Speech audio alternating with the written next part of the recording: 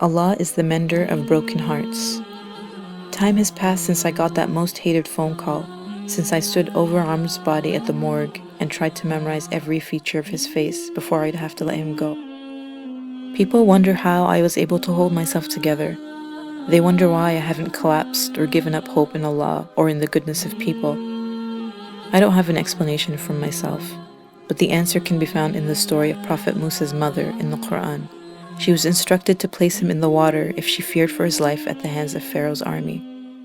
And we inspired the mother of Musa, "Suckle him, but when you fear for him, cast him into the river, and do not fear and do not grieve. Indeed, we will return him to you and will make him one of the messengers."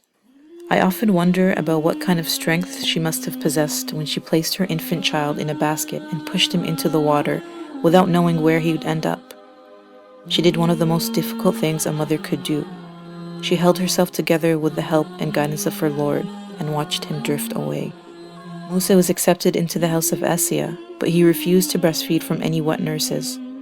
It was then that his sister, who'd followed him, led Asiyah to take Musa back to his mother. What was the purpose of Allah returning Musa to his mother? Musa could have breastfed from any woman without returning to his mother. If it were so, he could have still grown up to be the messenger of Allah, his righteousness intact, his journey and story still remarkable.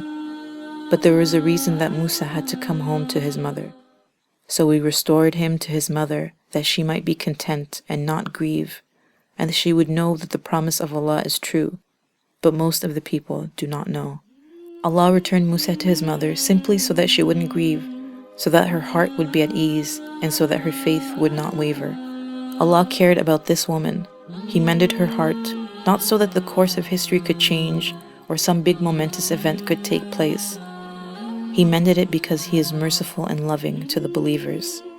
He mended it so that when we read her story, we can know the extent of His love and mercy. That's all, and that is reason enough.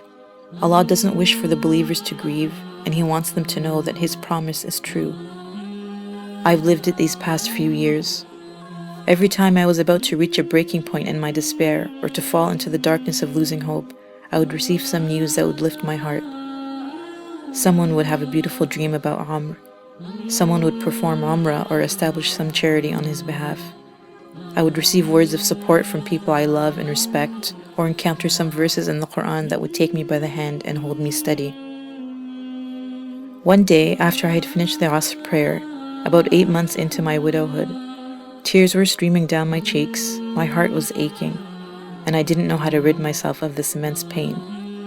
I raised my hands to ask Allah to help me be able to somehow visit His sacred house, to come closer to Him, and for that to be a part of my healing. Before I was able to even make the dua, my phone rang. It was Amr's parents calling me to tell me they were just at the Kaaba, making dua for me to be able to visit it. I thought, how strange that this prayer has yet to come from my lips, and Allah has put the same prayer on the lips of people beloved to me in such a blessed place. My heart was lifted so much in that moment that the tears of sadness turned into tears of joy.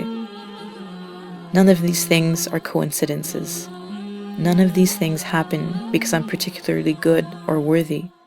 They happen because Allah cares about the hearts of His slaves. I know that He cares about me and about my daughter because I've lived in the realm of this immense mercy these past few years. Every ounce of pain was met with some inexplicable beauty and serenity that no human effort could produce. It was from Him, all of it.